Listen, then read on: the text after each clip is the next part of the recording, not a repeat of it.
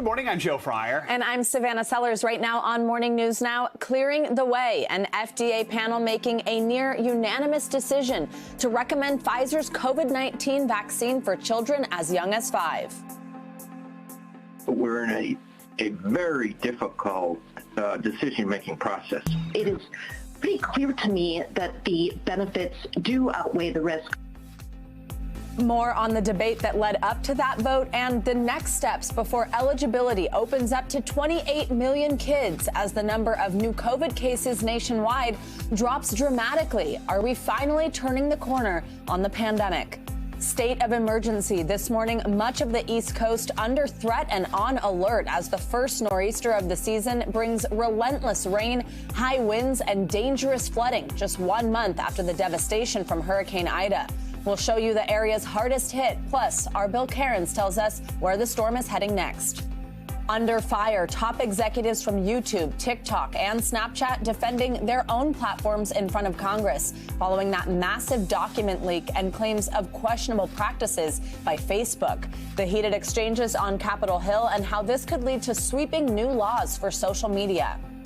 And a different kind of facial feature, a major airline teaming up with TSA to make the flying experience faster with just your face. The new technology that's set to take off just in time for the holiday travel season. And I am certainly happy to see your face. But do you recognize this face? I know we've been apart for so long. Yes, it's good to be back together. It's so good to be together, back in our usual groove. Good to see you. You too. We begin this morning one step closer to full approval of vaccines for kids ages 5 to 11. The FDA Advisory Committee okayed the use of Pfizer's vaccine for children, agreeing the benefits of the shot outweigh the risks. The recommendation from the committee was nearly unanimous. 17 voted in favor with just one member abstaining.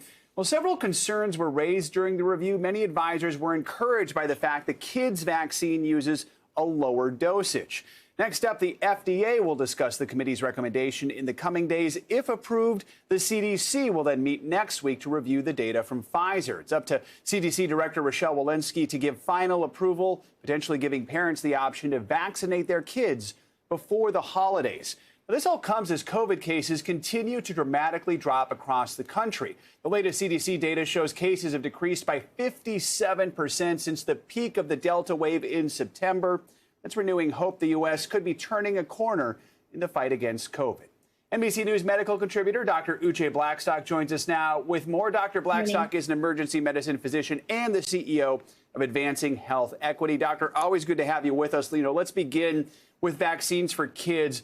What were some of the biggest concerns presented by the committee, and can we expect to have some of those concerns answered now in the coming days? Thank you so much for having me on, Joe, this morning. So one of the biggest concerns was the risk of the vaccines. We know that one of the more common side effects that we've seen is myocarditis or pericarditis, which is inflammation of the outside of the heart. And we've seen this mostly in young men, young males receiving this vaccine. So a number of members of the committee had concerns over this. We know that it's quite rare, although it's higher than the background rate of myocarditis. But the members overall decided that the benefits of the vaccine do indeed outweigh the risks. Let's talk about an issue that I know is important to you. A new NBC News analysis of CDC data shows COVID vaccination numbers among children are drastically different depending on where the child lives in America. How much should we be worried about this vaccine inequality among kids? And what are some of the biggest hurdles for doctors in trying to get children these shots? Right. So a lot of really interesting data came out of that meeting yesterday, and we saw that Black and Latino and Native American children about 3 times as likely to be hospitalized with COVID-19. They represent about 2/3 of the children's deaths from COVID-19. And so this is obviously very concerning. We know that where children and people live influence their health outcomes. And so obviously this is an area that the CDC and federal, state, and local leaders need to pay attention to, because we may see widening of these disparities if we don't see increased vaccine uptake in these communities. And finally, let's talk about perhaps some reason for optimism, Dr. Blackstock. We mentioned earlier COVID cases across the U.S. continuing to fall pretty dramatically after the spread of the Delta variant hit the country hard this summer, especially hit the South hard. So it's a big question. Is this the light at the end of the tunnel? Anything around the corner that worries you at all? Right. So that's always the million-dollar question. I would say we have to be very very cautious. We're headed into cold weather. Only 7 states have indoor mask mandates. And so we've been here before. We've seen surges and we've seen declines. We're hopeful that now we'll have 28 more eligible Americans for this vaccine with the approval hopefully next week for children 5 to 11. But I would say we have to remain very cautious. The Delta variant is incredibly unpredictable. We don't know if this decline is as a result of human behavior or virus biology. And so again, masking, getting vaccinated, getting your boosters, all of that will be incredibly important for this decline to continue. Of course, we were in a very similar position 1 year ago. Dr. Blackstock, as always, appreciated. Thank you. Now, the pressure is on for Democrats to reach a deal on President Biden's social safety net bill. A potential new billionaires tax and certain action on climate change are among the issues still being negotiated. Despite the deadlock, Senate Majority Leader Chuck Schumer said he was hopeful a deal is within sight. I know that Democrats in both chambers are working really hard to get this consequential, desperately needed legislation across the finish line. No one ever told us, no one ever said that passing transformational legislation like this would be easy. I believe a final deal is within reach. NBC News Capitol Hill correspondent Ali Vitale joins us now. Ali, good morning. So obviously an optimistic tone there from Senator Schumer, but there are some key things that still haven't been worked out. I want to ask you about those 2 specific things I mentioned in just a second. But first, remind us where we stand now and what we can expect today. Well, he's right that it wouldn't be easy. I'm not so sure, though, that he literally means within reach, or he may. This has been shifting so quickly on Capitol Hill, but what does seem clear as Wednesday starts here in Washington is that this is the day that they were aiming to have those votes, at least on the bipartisan infrastructure bill in the House. And in order to do that, they need a framework or potentially even more than that, depending on which progressives you talk to, in order to get to that vote. Certainly, they're not there yet. And so the negotiating continues and round we go. So, Ali, let's now talk about some of these sticking points. Climate change in this, it's one of the big ones. Are progressives afraid those provisions could be reined in the process of trying to just get this deal done? Well, certainly. And some of them already have. That clean energy program that Joe Manchin nixed about a week ago is not at this point in the bill, though it could come back in. But yes, funding for climate change is critically important to progressives, but that's also not the only priority of theirs that they've seen fall out or likely fall out of this bill. I've been talking, for example, to many progressives as well as advocates on the paid family leave side of this who saw their proposal whittled down from 12 weeks of paid family leave to 4, and now Manchin saying, according to our sources, that he doesn't support that in the bill at all. So free community college is another thing. As I was talking to Congresswoman Pramila Jayapal yesterday, she said at one point it's painful. She wanted it all in there. Certainly many Democrats felt that way because at the beginning of this process, you'll remember, they were talking about having to choose between these proposals as if they were having to choose their favorite child. This has been a painful process for progressives and, frankly, Democrats across the board. Not everyone is going to get what they want in the bill. That's the reality of compromise. Nevertheless, this has been a painful process in terms of weeding things out, especially when you consider here, I know we say we're far along, and certainly we're further along with clearer eyes on this process than we've ever been, but at the same time, they're still figuring out what the final price tag is. Manchin has said 1.5, but when you start adding these proposals up, it's possible that it could be a little bit more than that, and certainly Democrats are going to try to get it up as high as they can. So they're negotiating on both sides of this, the pay for front, the overall price tag front, and then also the policy front. And then along with all that is that billionaires tax plan that is also a sticking point. Ali Vitale, thank you so much. The race to become Virginia's next governor is shaping up to be a pivotal election. Polls give Democrat Terry McAuliffe a very narrow lead over Republican rival Glenn Youngkin. President Biden joined McAuliffe at a rally yesterday and questioned Youngkin's ties to former President Trump. Terry's opponent has made all of his private pledges of loyalty to Donald Trump. But what's really interesting to me, he won't stand next to Donald Trump now that the campaign's on. Think about it. He won't allow Donald Trump to campaign for him in this state. And he's willing to pledge his loyalty to Trump in private. Why not in public? What's he trying to hide? Is there a problem with Trump being here? Is he embarrassed? NBC News reporter Gary Grumbach is following the Youngkin campaign. Joins us now from Roanoke, Virginia. So, Gary, just picking up off those comments by President Biden, is Trump casting a shadow over Youngkin's campaign? Is there a sense this election is going to boil down to a battle of ideals between not the two guys on the ticket, but rather between Biden and Trump? Hey there, Joe. Yeah, Donald Trump is not running to be the next governor of Virginia, but Democrats, as you heard there, would like you to think he is. But at Glenn Youngkin events, Trump's presence really does loom large. You see everything from the MAGA hats that people come in wearing. The Trump playlist is even very similar to the Youngkin playlist that's played over the speakers. But not everyone's convinced that this race is really about Donald Trump. I want to introduce you to a woman named Daphne that I met last night. Donald Trump is not running this race, okay? It's not about Donald Trump. It's about what we want, okay? Okay, but if it's not about Donald Trump, is it about Joe Biden? Well, Joe Biden is taking direction from Obama and the squad and all of that. His ideas is wrong for this country, okay? But it's not about Donald Trump, so why is it about Joe Biden? Because Joe Biden is the president. Donald Trump is not the president, okay? Donald Trump is out of the picture. Has nothing to do with Donald Trump. Now, it's not just Daphne. There's been a number of people that I talked to over the past day that said they are two different people. Yes, they are both business owners. Yes, they're both considered political outsiders, but Glenn Youngkin is his own man. Joe? So, Gary, beyond Trump, were there any other big talking points looming over yesterday's rally? Yeah, the idea of parents' involvement in their children's classroom is something that has come up across the country in school board meetings and in town council meetings all over the place, not just in the Commonwealth of Virginia, but that conversation has come here to the Commonwealth, and it's really where it started, if you remember, up in Loudoun County. But that conversation really is here, and while Democrats view it as a controversy, Republicans view it as potential policy. Here's what Glenn Youngkin had to say last night. We will not teach our children to view everything through a lens of race. We won't.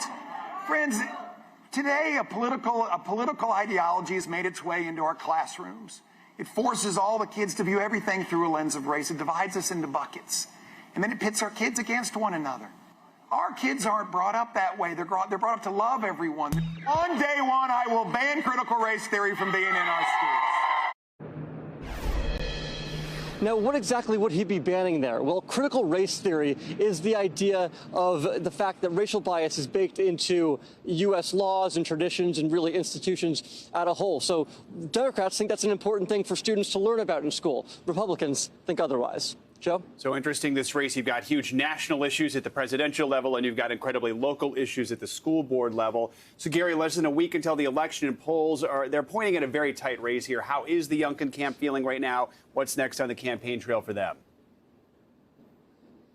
Yeah, you're seeing two very different strategies from McAuliffe and the Youngkin campaigns. McAuliffe, you're seeing these big names, Biden, Obama, Harris, Abrams, coming out in support of their candidate. You're not seeing that same thing on the Republican side. You're seeing school board members and former teachers and local leaders introducing the candidate here. Today, we're starting in Roanoke, where Glenn Youngkin is having a number of meet and greets in the region. And then tonight, he's heading to Blacksburg, of course, the home of college town Virginia Tech, where he's going to be hosting a big rally with John Rich of Big and Rich. Joe? All right, Gary, thanks so much. Appreciate it. We could soon learn if criminal charges will be filed after the deadly shooting involving Alec Baldwin on the set of the movie Rust. The Santa Fe County Sheriff's Department and District Attorney will hold a press conference later today to discuss the investigation. Last week, Baldwin fired a gun that witnesses say was declared safe by the assistant director, that ultimately killed the film's director of photography, Helena Hutchins, and wounded director Joel Souza. MSNBC anchor Yasmin Vasugian joins us now from Santa Fe, New Mexico, with what we can expect. Yasmin, good morning. So it's been almost a week since the shooting, and today we're hoping to get some answers from this press conference. I think the biggest question is probably exactly how did a loaded gun end up in Alec Baldwin's hands, or even on the set for that matter? Investigators say witnesses have described the film's assistant director, Dave Halls, telling Baldwin the gun was safe for use. Do we have any new information this morning about the events leading up to the shooting? Yeah, so we're trying to get that information, right? That's one of the reasons why we're here to cover this press conference today, happening 10 a.m. local time, noon Eastern time, hearing from the Sheriff's Department and also the district attorney as well.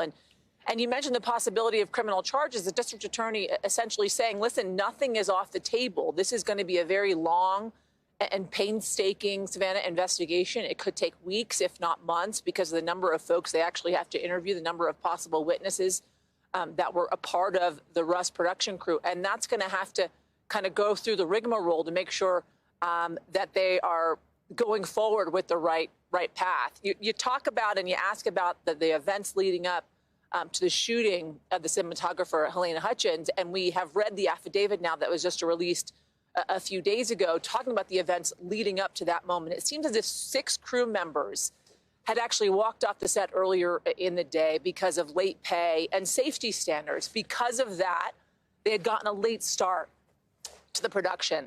They'd actually broken for lunch and then returned after lunch to rehearse the scene in which Helena Hutchins was subsequently shot in. They were inside of a church. Alec Baldwin, the actor, was sitting in a pew. He was practicing something called a cross draw, in which he pulls a gun and points it directly at the camera. Dave Halls, the assistant director who you mentioned, pulled a gun from a table in which 3 guns were sitting on. He yelled cold gun, which in film industry terms, I guess, means essentially this thing is not loaded. He handed the weapon then to Alec Baldwin, who subsequently rehearsed the scene. Helena Hutchins was behind the camera. Joel Souza behind her, looking into the camera. The gun was pulled, pointed directly at the camera. Joel Souza then recounts that's when he heard a whip and a pop. And he saw Helena Hutchins kind of stumble backwards and say subsequently she couldn't feel her legs. He then saw blood coming from his shoulder. Helena Hutchins was clutching her stomach, and the gun from Alec Baldwin was then subsequently handed off to the armorer after that. Those shell casings, that gun then handed off to the investigators. So, listen, we're trying to piece together all of these various things that led up to the tragic shooting of Helena Hutchins, and we're hopefully going to be learning more today in this press conference. Absolutely. You mentioned that crew members are being interviewed and production also has been suspended indefinitely. Yeah. Now, the film's producers also say they've hired their own lawyers to look into the incident. Is that standard procedure for something like this? How's this investigation happening?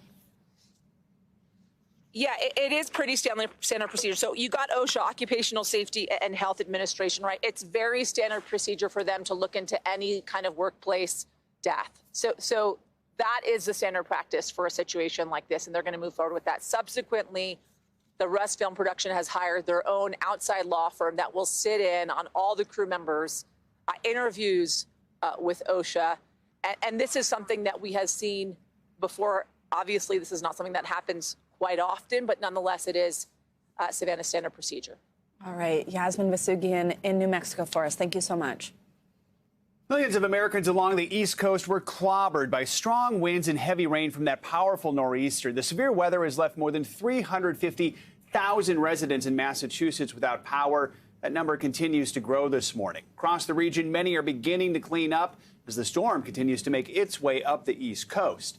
NBC News correspondent Stephanie Goss joins us now from New York with the latest on this serious storm. Stephanie, good morning. Hey, Joe, good morning. You know, the final punch from this nor'easter, now turned bomb cyclone, by the way, officially, is going to be the wind. There's a lull right now here on Long Island, but it's going to pick up again. Here in Long Island, the gusts could get upwards of 60 miles an hour. But listen to this. On Cape Cod, they clocked a wind gust at over 90 miles an hour. That's hurricane strength winds. And when the wind blows that hard, the trees go down and the power goes out. The season's first nor'easter now confirmed as a bomb cyclone lashing the region, leaving tens of thousands across the Northeast drenched and in the dark. Given these winds, no one should be surprised if they lose power. The season's first nor'easter lashing the region. It's crazy out here. Tens of millions up and down the coast under the threat of flash floods, creating treacherous travel conditions with cars completely submerged in water. Some areas in New York, New Jersey, and Connecticut seeing rainfall totals nearing 5 inches in just 24 hours. In Cape Cod, Massachusetts, wind gusts hitting up to 94 miles per hour. Mother Nature can be pretty beautiful, but this is not a time to be out on the water.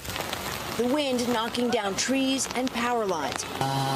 In a second straight night of severe weather. The storm has claimed at least one life, a 45-year-old kayaker from Westchester, New York. While many communities are cleaning up damage. We're pretty much getting used to it. New York and New Jersey not taking any chances, declaring states of emergency for dozens of counties early on, after Hurricane Ida devastated the Northeast just last month, killing at least 11 in New York City, a result of catastrophic flooding. As we learned tragically last month, floods just don't happen in low-lying or coastal areas. With a heavy downpour, any creek or stream can become a river.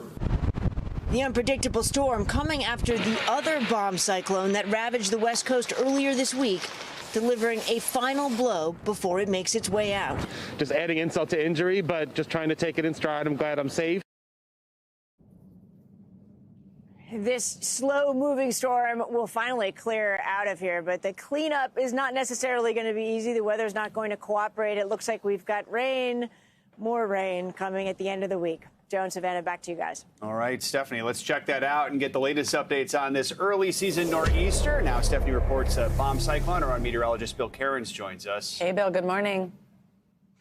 Hey, good morning. And yeah, what a storm in especially coastal areas of Massachusetts last night. That's where the winds just howled. It's going to look like the equivalent to, a strong tropical storm or a Category 1 hurricane went through when we get those pictures in during the day. So the storm almost went right over the top of Nantucket. It was the lowest pressure ever measured in Nantucket in the month of October. So this was a rare, powerful storm for this time of year. And now it's slowly going to drift southwards and then out to sea. Notice the rain has already come to an end around New York, and the showers, same for Hartford and most areas of Connecticut. We still have wind gusts around Cape Cod, around Falmouth, around 63 miles per hour. Boston is still gusting to 54, so additional power outages are possible. And I just checked the latest. We're now up to 500,000 people without power. About 450,000 of those are located in eastern Massachusetts. The rest are mostly in Rhode Island, and a few thousand on the Twin Forks, the end of Long Island. So a significant power outage storm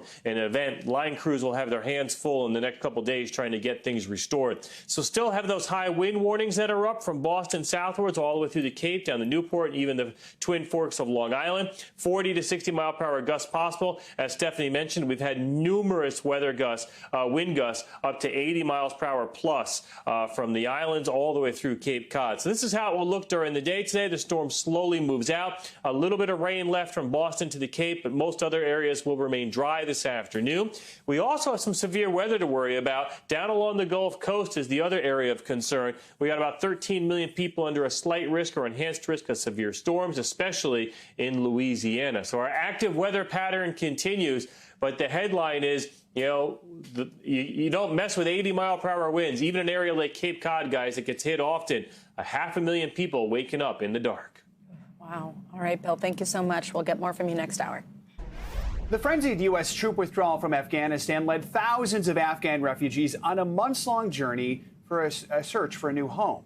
In August, the U.S. and its allies flew out tens of thousands of people from Afghanistan's main airport.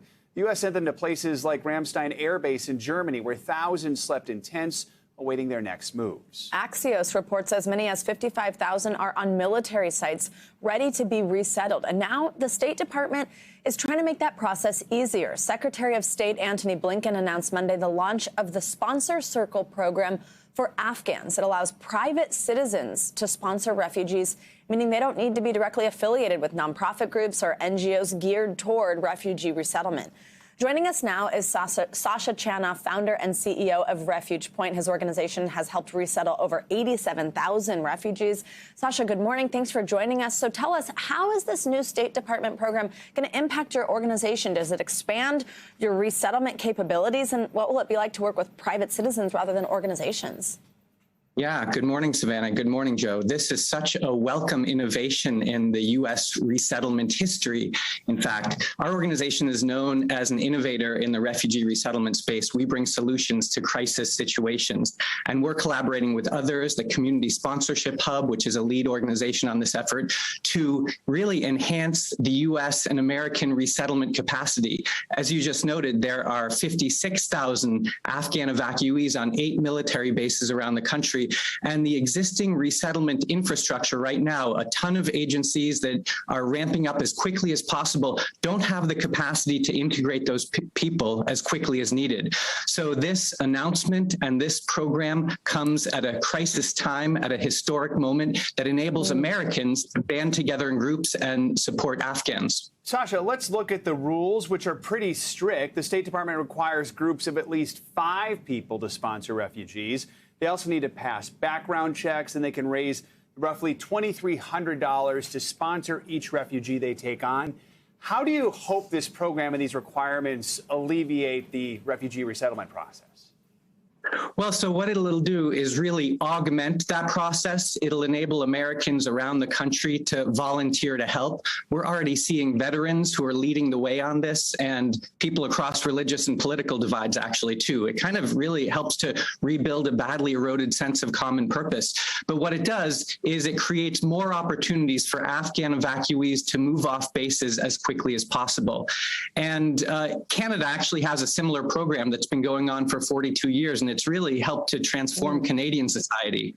Wow. Now let's talk a little bit about how, if you're interested in this program, what you can do about it. What we know from the State Department is that they're partnering with the Community Sponsorship Hub to expand this program. And they're telling people to go directly to sponsorcircles.org. If someone watching this right now wants to participate and help Afghan refugees, what should they know about this process?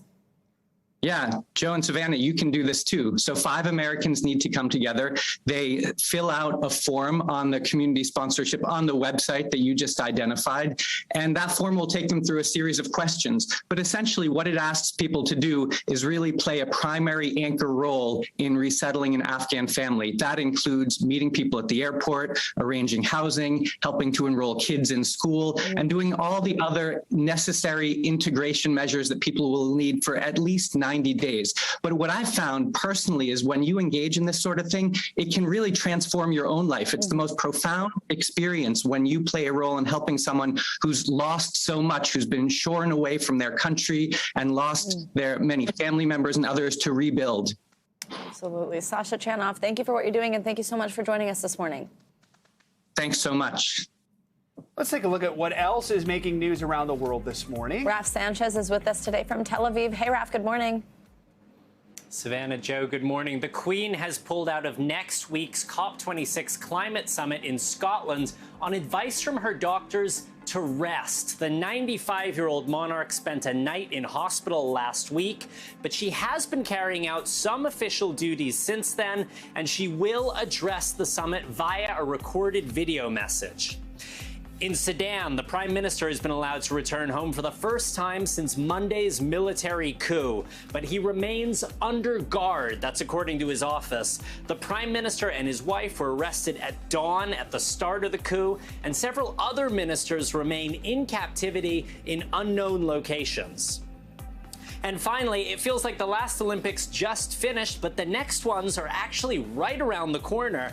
Beijing is marking 100 days until the Winter Olympics. There are real concerns about the COVID situation ahead of the February Games. But guys, Chinese Olympic officials say the plan is to keep the Games simple and keep them safe. 100 days already. I know, it's surprising how many people don't realize that That the it's- next Olympics are coming. People are like, why are we talking about that already? Because it's time. It's almost time. All right, Ralph, thank you so much. 1,000 sketches from Andy Warhol are going on sale for a price many would consider a steal. But there's one big catch. 999 of those sketches are fakes. Kind of like a lottery. Each copy is going for $250, but only one customer will wind up with the original sketch, which is worth $20,000. The authentic piece seen here depicts nude fairies jumping rope. The sale is being managed by Brooklyn-based art collective MSCHF, which has labeled the exhibition as a museum of forgeries. The group says the exhibition's goal is to show that valuable art can be accessible to ordinary people, or I guess at least one ordinary person, and the rest of you are out of luck. Yeah, one ordinary person will get valuable art and the others will get a little copy. Yeah. But that's still cool. It's got Do you find out if you have the real one? I hope so. Yeah. I think otherwise everybody And could we'll just be tell like, you in this 20 here years. is my Warhol. Yeah. All right, thanks, Joe. Now, that massive leak of Facebook's internal documents is leading to a flood of questions for other social media giants. Top executives in charge of Snapchat, TikTok, and YouTube took their turns in the congressional hot seat, facing tough questions about child safety on their platforms. We get more from NBC News senior Washington correspondent Hallie Jackson. For the first time, reps from TikTok and Snapchat facing fiery questions from Congress. Your parents. How can you allow this? Those executives from platforms hugely popular with young teens defending their practices along with YouTube, arguing they protect kids and trying to separate themselves from Facebook. TikTok is not a social network based on followers. Snapchat was a decidedly different platform where people could come and actually talk to the friends that they have in real life. And we do not support features such as comments or live chat. Lawmakers looking for more. Being different from Facebook is not a defense. That bar is in the gutter. Congress could put in place stricter privacy laws and other protections for kids and teens. For example, banning like buttons and autoplay, requiring platforms have a way to flag harmful content, and preventing websites from promoting influencer ads to young teens. We're open to getting feedback from outside experts and policymakers and parents about ways we can improve. We are constantly trying to balance the freedom of expression with being responsible. Some senators looking for a stronger commitment to support specific legislation. This bill's been out there for years, and you still don't have a view on it. Even though there is rare bipartisan unity on this, the question, of course, comes down to the details, right? What specifically will Congress do, and when will they do it? With Senator Blumenthal telling NBC News action may take a matter of months. Joe, Savannah, back to you. An LGBTQ nonprofit is highlighting colleges and universities across the country. Not for their openness to LGBTQ students, but for actions that could make queer students feel unwelcome. The group Campus Pride released its annual list of what it calls the absolute worst, most unsafe campuses for LGBTQ youth. This year's list includes 180 schools. That's the longest in the list's 6-year history. NBC Out reporter Joe Yerkeba joins us now to walk us through their reporting. Joe, good morning. So let's start with what standards Campus Pride uses to actually make these claims. What classifies schools as unsafe for LGBTQ students? Sure. So there are two criteria that could land a university on Campus Pride's list. And the first is that they've applied for a religious exemption from Title IX, which is the federal law that prohibits discrimination based on sex in federally funded schools. Religious schools can request an exemption if adhering to part of the law would violate their sincerely held religious beliefs. And then the second criteria is if a school has a history of creating a hostile or discriminatory environment toward LGBTQ students by, for example, having a policy that prohibits same-sex dating, according to Campus Pride. So, as we mentioned, the list is longer than it has been in quite a few years. 50 more schools joined the list compared with last year. You report it's because of Title IX changes under the Trump administration. What more can you tell us about that? Sure. So the Obama administration would publish a list of schools that requested a religious exemption to Title IX. The Trump administration didn't require schools to even request that exemption. It was given by default. And as a result, it stopped updating and publishing the list of schools. So the list is much longer this year because the Biden administration has gone back to publishing those lists. So Campus Pride had an influx of schools from those lists. And it also had an influx from a recent class action lawsuit against more than 24 religious schools from students who say the exemption itself is unconstitutional and allows discrimination. Now, you mentioned that one of the things that can land a school on this list is what the environment's like on campus. Talk us through what kinds of backlash students at these schools that are on this list face when trying to form, let's say, an LGBTQ campus group, or even just publicly hold hands with their partners. Sure, they can face disciplinary action and expulsion from school, but students also say that anti-LGBTQ policies at these schools create an, anti-LGBTQ culture, which could also lead queer and trans students to face violence for being themselves publicly. So the stakes are really high for queer students on these campuses. All right, Joe Yerkeba, thank you so much for your reporting on this. Appreciate it. A new mother battling COVID-19 was finally able to do something she had not been able to do for 50 days. NBC News Now anchor Tom Yamas brings us the emotional moment this family had long been waiting for. New mom Autumn Carver is celebrating a victory in the middle of the long war with COVID-19. For the first time since giving birth more than 50 days ago, Autumn was finally able to hold her infant son Huxley. It was an answered prayer. We've been praying for that for nearly 2 months, every day, for her to get well enough that we could set this up and have this happen.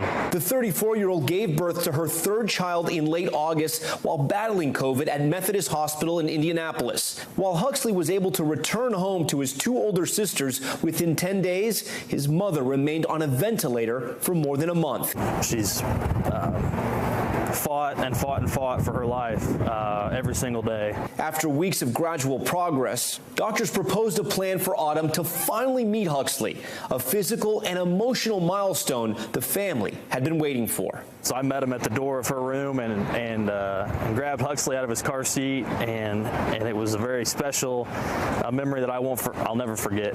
Handing him for the first time to Autumn, who was laying in a bed fighting for her life, and we both hugged him and kissed him and looked at each other's eyes, and it was a very, very powerful moment for sure. An emotional moment for all in the ICU. All the nurses and doctors that are helping take care of Autumn. I don't think there was a dry eye in the ICU where she's at. Immediately when she held him for the first time, he was at peace, he was calm. The next step, to beat COVID altogether. To do that, Autumn was recently transferred to a hospital in Chicago, Northwestern Medicine, where doctors are evaluating her lung condition. The goal, to survive and hold little Huxley somewhere other than a hospital room. I'm praying that her lungs just continue to get better, her body continues to get stronger, and we can get weaned off of ECMO and she can walk out of the hospital eventually. Thanks to Tom Yamas for that report. The smile on that mother's face tells you everything you need to know. Oh, absolutely. And how sweet is baby Huxley? Oh, my goodness, what a beautiful baby. Oh, we're so happy for them. Absolutely. All right. Now it is time for your weekly checkup. NBC News medical contributor Dr. Natalie Azar joins us now to discuss some of those latest headlines you might have missed. Dr. Azar, good morning. Good to see you. Good morning. Good to see you both. So let's start with a study shows a rise in adolescents vaping marijuana. What do parents need to know about this? You know, anytime it comes to adolescents and vaping, it's concerning. We talk about it with, nicotine and everything like this. But this is different. This is vaping marijuana products. They found that in the last 10 years, basically the number doubled. That's the number of kids who are doing that. 1 in 10 said they vape marijuana in the last month. Wow. The most concerning thing about this is that they're not just using like the herbal form. They're actually using these vaping oils, which has an even higher concentration of THC, which of course is the hallucinogen, right? The thing that gets you high. So doctors' orders for this. Talk to your children about this. I say this is one of the things where my kids love that I do media and sometimes hate that I do media, but they know that I report on this so much. Talk to your kids about the risks and dangers. And as a parent, stay informed. Know what your school is doing. For example, a lot of schools are doing, a lot of things in the auditorium for children and stuff like that. Stay informed and be involved as a parent. Absolutely. I think that's good advice no matter what it is. Yes. All right. Now, another study shows an increase in pancreatic cancer. What can you tell us about this and who's it impacting? So this is really concerning. So this is sort of like one of our, U.S. surveillance systems have found that the incidence of pancreatic cancer has been doubling and increasing both in men and women. But most concerningly, you guys, there has been an uptick in the rate in women as young as 15 years old, age 15 to 34. Investigators don't don't know why. They don't know yet if this is something that we're being exposed to in the environment that women are. Don't know yet, but this is a significant increase. Doctors' orders are: first, find out if you have a family history, because that's one of the biggest risk factors. Know what the other risk factors are. For example, obesity, smoking, chronic pancreatitis, and know the signs and symptoms of pancreatic cancer. As you know, like ovarian cancer, it very often gets diagnosed at a later stage because it can have very subtle symptoms in the beginning where it's no longer operative. So stay informed, again, about signs, symptoms, and especially risk factors for pancreatic cancer. Oh, that's a scary one. I know. All right, last one up. We've been talking a lot about the FDA recommendation to cut back our salt, which is not easy. So what are your recommendations for that? And what are the foods we should be watching out for? I feel like I'm always ruining everyone's day with these stories. So Americans are consuming way too much salt. Okay, so how much is too much? About 3,400 milligrams is what we're consuming. That's about a teaspoon and a half. The FDA wants us to a day. Okay. The FDA wants us to reduce that by about 1,000 to 2,300 milligrams. And essentially what they're saying is that the FDA is really saying that the issue is that we're finding most of this salt in packaged and processed foods. Not a real big surprise there, right? Not just salting yourself. Exactly. But one of the biggest things in the doctor's take-home orders is this. First of all, read the labels. Okay, there are a lot of hidden, places where sodium hides, like tomato sauce and bread and things like that. And one of the biggest things I say for people as a take-home, if you're cooking, cook with a lot of different spices to create flavor as opposed to cooking with tons of salt. And after you're done cooking and the meal is on the table, no added salt, no table salt, because that's where you're just adding insult to injury at that point. You're just making it too salty. Too salty, exactly. I do that. I'm not gonna lie. I'm a saltaholic, so it's no good. Yeah. So many spices. Exactly. Thanks, Dr. Azar. Your horizons. All right, thanks. Always good to have you. Take care. All right, time now for our CNBC Money Minute, the biggest financial headlines of the day and why they matter to you. Silvana Henao is with us this morning. Hey, Silvana, good morning.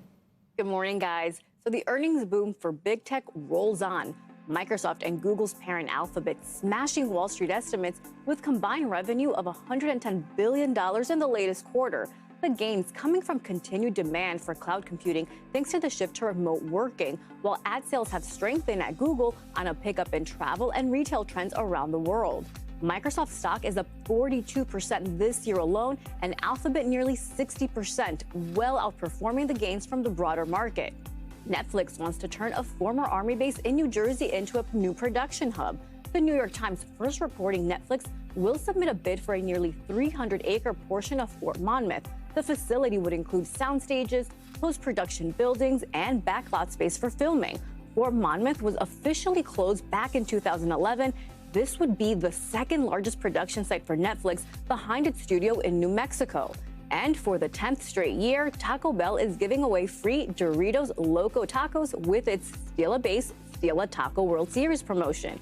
Atlanta Braves second baseman Ozzie Albies accomplishing that feat just last night in Game 1 of the series.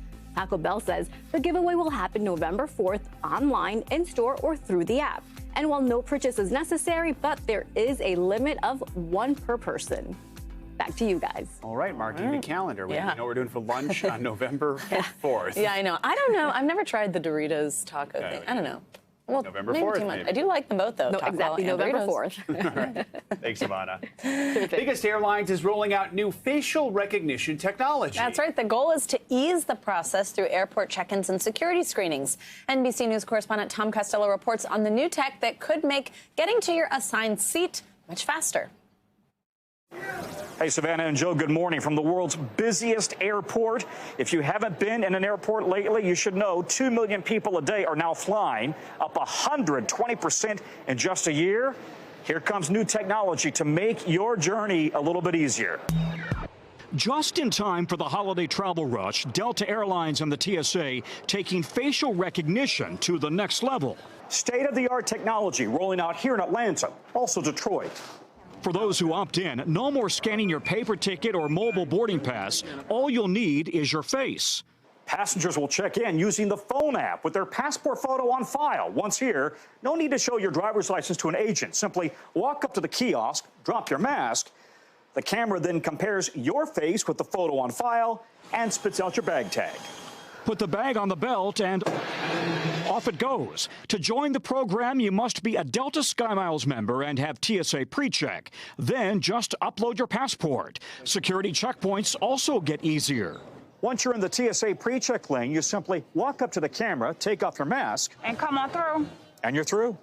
The TSA says biometric scanners are faster and more accurate than manually checking IDs, speeding passengers through airports and onto planes. When you show up at your gate, no phone, no ticket. You simply walk up to the camera, take off your mask.